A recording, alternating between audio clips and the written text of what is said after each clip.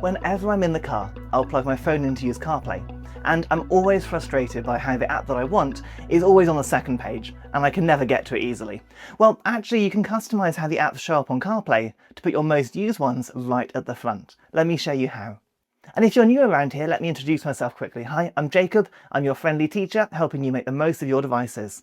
If you want to subscribe, you'll find loads more quick tips to help you unlock new powers from your iPhone and iPad. Okay, so when we're using CarPlay, we have our grid of icons on the dashboard of our car, and we can't really rearrange them in the car itself.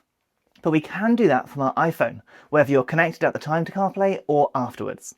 So all we're going to do is jump into the Settings app and tap onto General.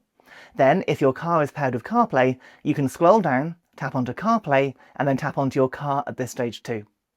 Now, we're going to go onto the Apps option here, and then you'll see a list of apps that you can use in CarPlay.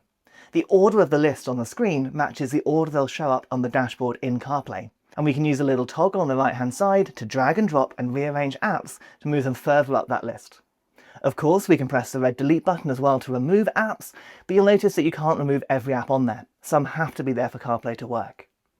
By the time I've finished, I can then customise my home screen, so rather than having 2 pages of apps, all the things that I need are just on 1 page, and then I can access them far quicker while I'm in my car. And if you found this quick tip useful, or if you learned something new, please do subscribe and then check out this quick tip next.